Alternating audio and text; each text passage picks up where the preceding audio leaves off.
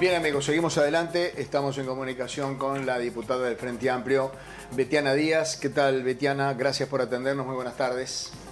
Muy buenas tardes, muchas gracias por recibirme. ¿Ya se sabe cuál es la fecha en la que va a concurrir la ministra de Economía? Sí, la ministra va a estar concurriendo a Cámara este jueves, es decir, dentro de 2 días, Pasado a las mañana. 10 de la mañana empieza. Bien, ha trascendido públicamente cuáles son los 3 o 4 temas por los cuales ha sido convocada, ¿verdad? La pérdida de salario real, el tema de la carestía de la vida. Exactamente, nosotros en realidad planteamos un paquete de motivos que son parte de un acumulado de razones por los cuales, bueno, entendimos pertinente hacer un llamado a sala y también hubo un detonante importante que fue la última comparecencia del equipo económico a Comisión de Hacienda de la Cámara de Diputados el miércoles anterior, cuando, bueno, efectivamente nosotros habíamos hecho una citación que se nos planteó que iba a ser inmediatamente después de turismo, ese inmediatamente después de turismo se planteó para el 11 de mayo y la convocatoria era, bueno, conocer si había una estrategia con respecto a la contención de precios, porque veníamos de recibir muchas iniciativas del Poder Ejecutivo que nosotros podíamos compartir en la línea en la que iban, pero que venían sin ninguna información y el Poder Ejecutivo no planteaba nada más allá de la exposición de medidas, no consultaba ni daba la posibilidad que el Parlamento participara prácticamente en la discusión, era levantar la manito. Entonces, bueno, ahí planteamos que era necesario hablar con el equipo económico un poco de esta situación porque había llegado la exoneración de IVA para el asado, luego llegó la exoneración para las pastas, para el pan, la galleta de campo, los fideos. Pero bueno, ¿qué era lo que estaba sucediendo? Luego apareció la rebaja de Messi, se venían tomando medidas como sueltas, ¿no? Entonces queríamos ver si efectivamente había la posibilidad de discutir una visión más integral para hacer un abordaje de estos problemas, ¿no? Entonces, ese día comparecen las autoridades y directamente nos dicen que no hay una estrategia de contención de precios, que no se van a tomar medidas en ese sentido, pero que además no corresponde que los anuncios sean allí porque las medidas las iba a anunciar la ministra cuando ya se conocían los motivos de la convocatoria. Es decir, fue bastante complicado ese día. Igual de todas maneras pudimos recibir alguna información que nos encendió algunas otras alarmas, ¿no? Por ejemplo, que nuevamente la ministra estaba manejando algunos datos de forma totalmente incierta. Yo creo que hoy Arbeleche tiene un problema con quién está produciendo los datos que la propia Arbeleche arma en su discurso, como por ejemplo esa recuperación de 70.000 empleos en el primer semestre del año 2021, cuando viene Irastorza y Vención a Hacienda de Diputados, nos dicen que en realidad no, la recuperación se dio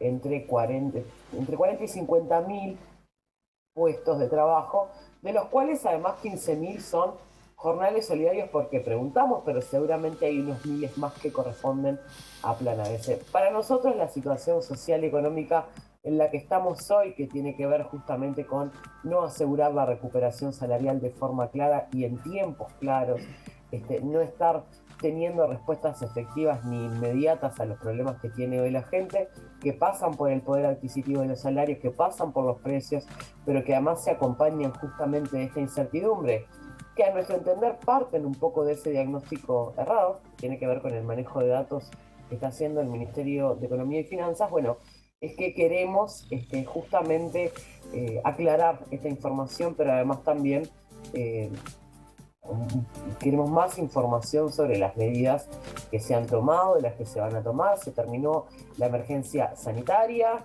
hay muchísimo que se está financiando de lo que fue el fondo coronavirus y venimos preguntando desde el presupuesto nacional en el año 2020 cómo se van a financiar, porque se termina la emergencia sanitaria por suerte, pero automáticamente las personas no salen de esa trayectoria de pobreza en la que están, ¿no? O de vulnerabilidad en la que están.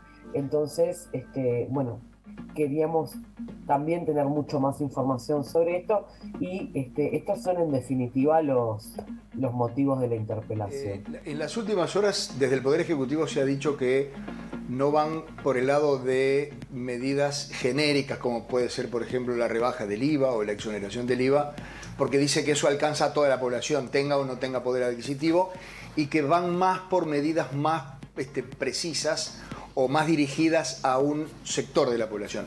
¿No están de acuerdo con eso, diputada?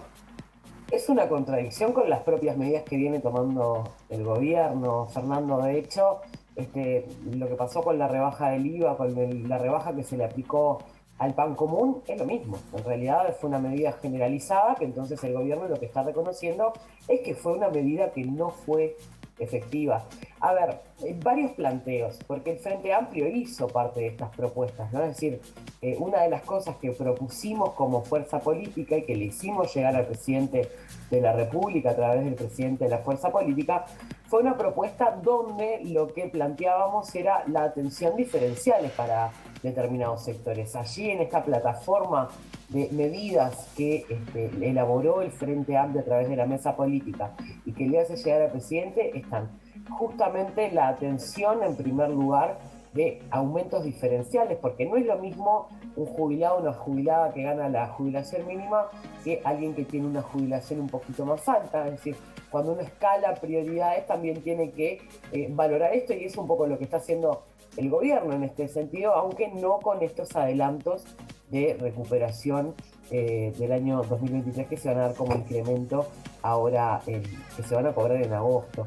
Nosotros estábamos pidiendo que se adelante efectivamente la concreción de este adelanto, justamente porque se anuncia en el mes de abril y se cobra recién en agosto.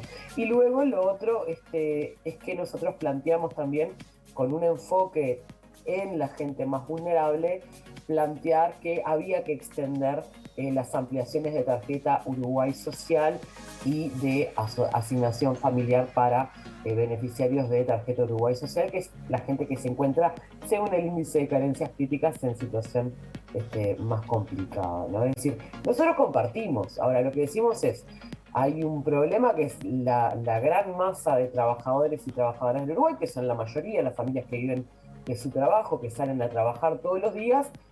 Lo que están sufriendo es que hace 2 años que su salario vale cada vez menos, compra cada vez menos, ¿no? Eso es de lo que hablamos cuando hablamos de la caída del salario real. Ininterrumpidamente durante estos 2 años hemos perdido poder adquisitivo de los salarios y no hay hoy arriba de la mesa ninguna propuesta clara sobre esto, ¿no? Entonces, bueno, estamos esperando un poco cuáles van a ser estas medidas que se anuncien, pero sin duda los motivos del llamado son mucho más amplios porque hacen a la situación y a un cierto reclamo de abordaje integral de los problemas. Nadia, te quiero hacer una pregunta. Betiana, buenas tardes. Nadia, Saliendo un poco del tema del llamado a sala. No, y yo entrando... quería, espera, sí. ¿A qué hora va a ir el jueves la ministra? La ministra viene a las 10 de la mañana. Bien. El día jueves, y entiendo yo que no va a ser una breve interpelación tan extensa como otras. Bien, bien. Mejor. No es mi intención dilatarla mejor. Eternamente, justamente porque entiendo que hay respuestas que son muy concretas para dar, y creo que la ministra eso también lo tiene claro porque ha venido una y otra vez a la instancia de presupuesto, de rendición de cuentas, etc. Bien. Perfecto. No, antes que se fueran del Betiana, te decía que hemos mencionado en la mesa muchas veces el tema de Gerardo Núñez. Creo que tú has sido bastante crítica al respecto en cuanto a que el Comité de Conducta del Frente Amplio dice no tener un marco que reglamente esto, no encontrar la salida ni cómo sancionar o qué medidas tomar al respecto. ¿Cuál es tu opinión? Bueno, en primer lugar, decir que está clara que está a la disposición para actualizar todos los marcos de actuación, ¿no? Yo, como mujer política integrante del Frente Amplio, fui impulsora, junto con mis compañeras, de este protocolo, ¿no? Porque las organizaciones políticas tienen que tener una forma de abordar estos problemas. Y en el marco de ese protocolo es que también, bueno, vemos cuáles son las necesidades de actualización un poco a lo que no son situaciones cotidianas, por suerte, pero que también muchas veces, caso a caso, implican un trato diferencial, ¿no? Igual de todas maneras, hay una discusión sobre cuáles son las herramientas que tenemos. Yo creo que la crítica más grande, y esto digo porque yo no eludo ningún debate, ¿no? La crítica más grande se hace desde el punto de vista de la celeridad o no de los procesos y de las críticas públicas o no a determinadas conductas o acciones. Y en ese sentido, para no eludir la respuesta, Nadia, yo lo que te quiero decir es que estoy totalmente tranquila como mujer, como militante del Frente Amplista y como feminista, de que todo lo que está a mi alcance lo he hecho, no solo para cumplir justamente con lo que la fuerza política nos indica, sino sobre todo para cuidar a las personas no denunciadas solamente, sino a las personas denunciantes, de no exponerlas, de no revictimizarlas, ¿no? De no someterlas al escarnio público, ¿no? Antonio, te quiero hacer una pregunta, Betiana. ¿Qué tal, Betiana? Primero, interesante lo que va a ser la interpelación, porque ahí nos vamos a enterar todos de un montón de cosas que probablemente no nos podemos enterar por los diarios. Quiere decir que para mí es bienvenido la interpelación. Ahora, te voy a llevar un tema que ya aprovecho que está, porque tú sos del MPP. Yo no sé cuál es la ideología del MPP. Si vos me decís, un comunista sé cuál es la ideología, un socialista sé cuál es la ideología. Un MPPista no tengo la menor idea de cuál es su línea, porque inclusive los actores del MPP son tan diferentes. No es lo mismo un Orsi que un Mujica, que un Sánchez. Entonces, se me dificulta. Entonces te voy a hacer esta pregunta para por lo menos saber más o menos por dónde puede ir orientado en este sentido. En Cuba se acaba de definir el Parlamento restricciones para los movimientos que se generaron. Opositores. Ahí está, opositores. Por unanimidad. ¿Qué opinás con referencia a esa disposición en Cuba? ¿Hay o no hay dictadura en Cuba? La congelaste. La congelé. La congelé. después con la también congeló. No, ahí volvió. Me asusté. Sí, yo Me asusté, dije, sí, pa. sí. No, ella no elude las preguntas, No, te va por para eso- adelante, no, pero... yo sé que Pero no. quedó congelado. Yo creo que no, pero un tema técnico. En primer lugar, quiero contestarte la primera pregunta que me hacías, Sí. que tiene que ver con esto de cómo nos definimos. Y esto en realidad era más claro antes cuando muchas veces aparecía la grilla del MPP con lo que era un Exacto. subtítulo que era Movimiento de Participación Popular Exacto. por la Liberación Nacional y el Socialismo. ¿No? Es decir, nosotros nos definimos socialistas. Socialista. Digo porque, Bien. y también como somos un movimiento, la amplitud que nos da justamente en términos ya no solo de cómo se compone nuestra estructura en un esquema de toma de decisiones totalmente colectiva, no hay un presidente ni un secretario general en el MPP, Claro. ¿no? Y ya después se complejiza mucho más este crisol de perfiles que tú bien describías, Antonio, con lo que es nuestro marco de alianzas más inmediato, que es la 609, ¿no? El espacio 609, que bueno, ahí también es cierto que nosotros consideramos que es un espacio donde la gente tiene una entrada a lo que es el proyecto Frente Amplista en nuestro marco de acumulación, sin hacer renunciamientos a sus identidades partidarias originales muchas veces, ¿no? Y eso es algo que sobre todo ha impulsado Pepe Mujica, que muchas veces se sigue definiendo como blanco, ¿no? Claro. Digo porque me parece interesante, esto es una pregunta que tiene que ver mucho con la organización, pero siempre está bueno dejarlo claro. Con respecto a lo de Cuba, mira, realmente entiendo que esta noticia que me estás dando tiene que tener un marco, que realmente tengo que ser honesta, porque de lo que no sé, no quiero hablar, desconozco, no sé si es muy reciente la noticia. De Sí, todas sí. maneras, creo bueno, que Cuba tiene sus procesos y realmente a mí me cuesta hablar de dictadura. He estado en Cuba varias veces, he estado como turista, he ido no hacer turismo de playa, ir a la playa, he ido por la mía, he estado recorriendo, he hablado con la gente, he conocido la generosidad del pueblo cubano, yendo a atenderme a la salud y que un vecino de una casa donde me estaba quedando me consiga, no sé, pomada, por ejemplo, cuando no se conseguía. Entonces, realmente, en ese sentido, Antonio, yo creo que es difícil opinar sobre la democracia en Cuba. Entiendo que es un tema que muchas veces se pone en agenda, pero, pero también es cierto que no se habla de otros modelos de democracia con los que a nosotros, bueno, nos gusta acordar un poco más, ¿no? Entonces, en ese sentido, yo creo que está claro que la democracia en Cuba tiene una forma muy diferente de funcionamiento.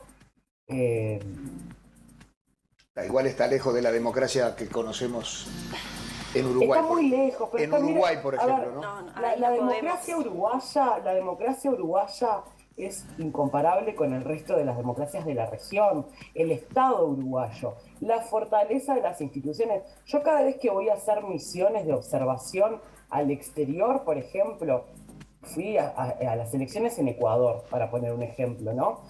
Tuvieron 3 o 4 días movimientos indígenas, Ayacu Pérez en la calle, alentando fraude electoral. Llegamos cuando empezamos la misión y estaban peleados entre los diferentes organismos que tenían que conducir el acto electoral y obviamente fue todo un conflicto llegar a la segunda vuelta y proclamar el resultado. Y yo les contaba, me acuerdo, al resto de los latinoamericanos y latinoamericanas que integraban esa delegación, que en Uruguay, por ejemplo, la confianza en las instituciones democráticas es tan grande y tan fuerte, que nosotros fuimos a un balotaje, por ejemplo, y el resultado para proclamarlo con el tema de los votos observados y el margen tan pequeño, digamos, de ventaja, bueno, demoró en llegar y sin embargo no hubo ningún estallido social, ni nadie agitó ningún fraude, porque creemos en las instituciones, porque tenemos confianza en las instituciones. Yo te agradezco la honestidad intelectual porque indudablemente es clarísimo. Pero tengamos claro que Cuba tiene un gobierno único de hace 60 años. Hay presos políticos, hay una línea, no hay libertad de prensa. Hay hambre. Y esa es la parte económica. Esa es la parte económica. Bueno, con todo eso, si es por el hambre, es como Nadia, si es por el hambre, la verdad. Sí, pero hay hambre con un gobierno enriquecido. Ese es el tema que nunca vamos a poder compartir. Hay gente en situación de emergencia alimentaria, como no decimos desde el Frente Amplio, sino que se audita desde, por ejemplo, la FAO, ¿no? ¿Qué está pasando con el acceso a los alimentos? ¿A ti te parece, Nadia, que realmente la gente está hoy con el descontrol que hay de precios, de 2 años sostenidos de aumento de precios? ¿Estamos comparando hambre. Uruguay con la realidad cubana? No, ¿de verdad? No, incomparable. Que hay hambre. Sí, claro que hay hambre. Así como hablamos de la generosidad. Está hablando. En ollas populares. No se entiende. Ojo con invisibilizar el hambre que pasa el pueblo uruguayo también. Es que no es comparable. Yo acá puedo elegir, los cubanos no pueden. ¿A ti te parece que una familia que trabaja en un jornal solidario y gana 6.250 pesos por mes, nominales, no líquidos, tiene la posibilidad de elegir efectivamente qué es lo que va a comer? No, nadie quiso decir que puede elegir el gobierno que rige su destino. Pero nos vamos a meter en una discusión que nos va a llevar todo el año. Me gustaría decir algo. Me estoy quedando sin tiempo para todos en general, pero dale, Jorge, decilo. No, pero rápidamente. Decilo. Este es un tema delicado y está muy bien explicado por Betiana. Mira que yo tengo diferencias y puedo hacer la misma pregunta que hizo Nadia. ¿Está claro? Pero te entendí perfectamente. Y creo que Betiana pone el marco de la conversación en función de cómo ella ve la realidad. Y ella arrancó hablando del Uruguay, de lo que es el Uruguay, de lo que es la democracia uruguaya. Si nosotros tenemos una democracia ejemplar, yo estoy totalmente de acuerdo con ella, es muy difícil las comparaciones. Empecemos a comparar con el resto de América Latina y se nos complica totalmente. Entonces no es por sacarte de la discusión y defenderte, podemos hablar ahora, pero en general yo puedo decirte que es muy difícil comparar a Cuba con Uruguay porque Cuba tiene 63 años de un gobierno y no conoció en su historia la democracia. Por lo tanto, no puede ser un país igual a Uruguay. No puede ser. Como Arabia Saudita tampoco es un país como Uruguay. Para poner un ejemplo, sí, pasar. Gracias, Jorge. Betiana, muchas gracias. Otro día que tengamos todo el programa para hablar de esto, te invitamos de nuevo. Mario Pinta, la entrevista, siempre ustedes sé que tienen una agenda de actualidad muy importante. Yo estoy muy abocada a la interpelación del jueves, pero Bien. como siempre es un gusto. Muchas gracias a todos. Dale. Y bueno, a las órdenes. Bueno. Un saludo también a la audiencia. Que pases bien. Un día te invitamos acá a debatir. Estaría bueno. ¿Cómo Al piso. no? ¿Cómo no? Hagan piso. Abrazo grande, abrazo grande.